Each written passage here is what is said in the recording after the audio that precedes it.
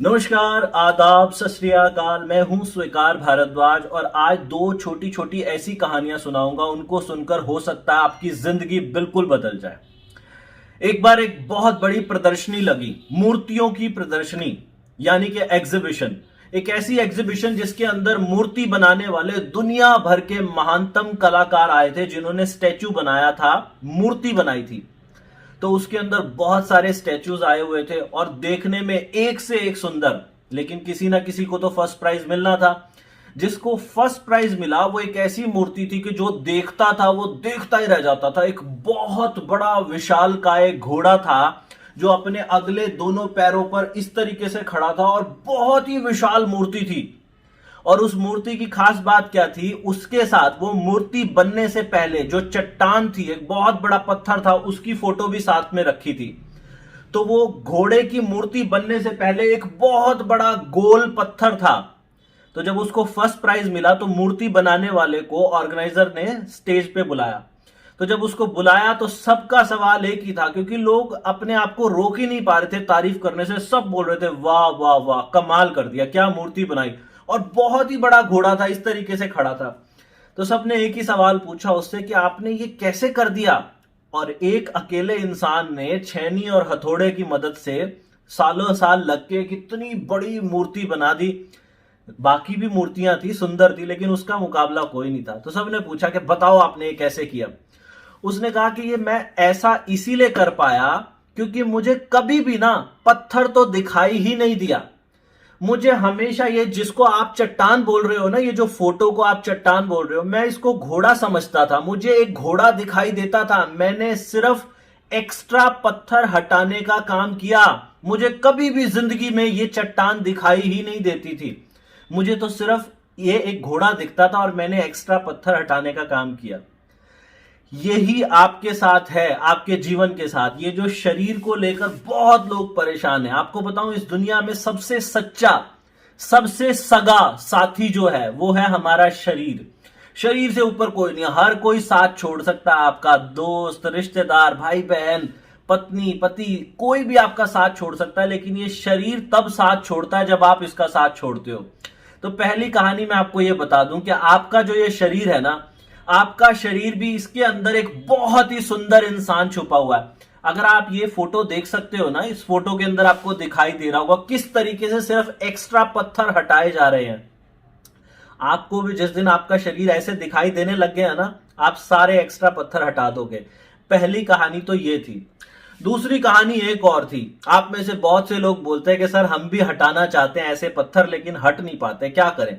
सुबह हम भी उठ के वॉक पे जाना चाहते हैं लेकिन नहीं जा पाते। इतनी ज्यादा सर्दी होती है, बाहर धुंध होती है, हमारा शरीर दुखने लग जाता है 2 दिन में।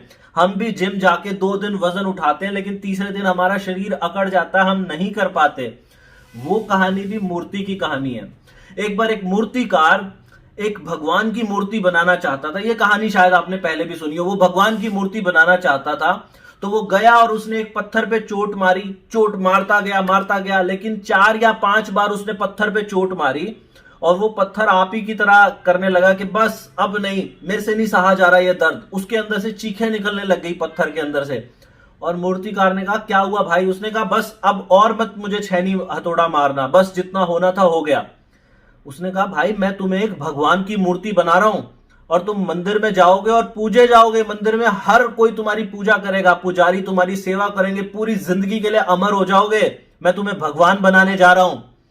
लेकिन उसने कहा कि नहीं, मेरे से नहीं सहा जा रहा। छेनी हथौड़ा लेकर मूर्तिकार ने फिर भी कोशिश की, 1-2 बार और प्रहार किया, लेकिन वो इतनी जोर जोर से चिल्लाने लगा कि मूर्तिकार की हिम्मत ही नहीं पड़ी और मूर्तिकार ने उसे छोड़ दिया।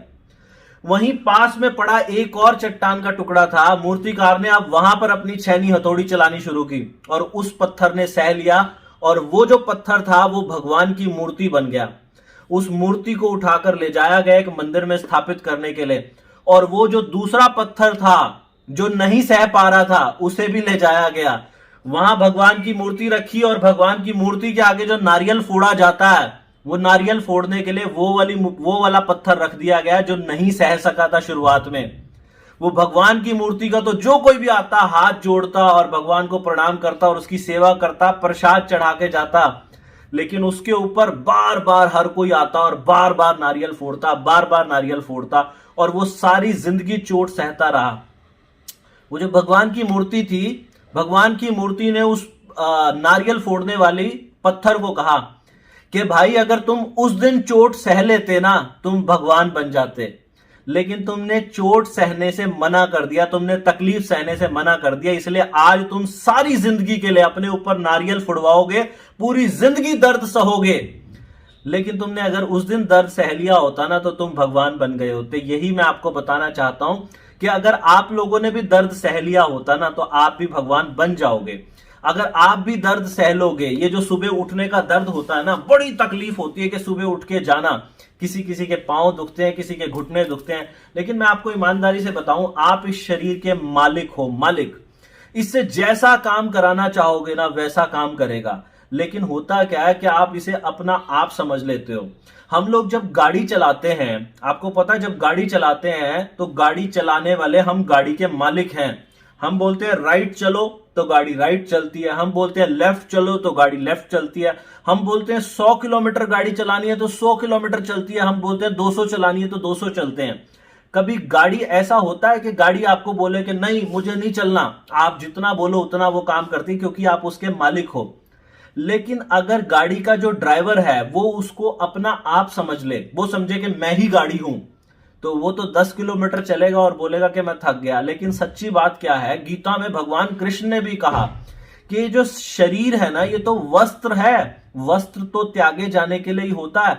ये शरीर सिर्फ एक जरिया है जीवन जीने का, असली मालिक तो इसके अंदर बैठा है।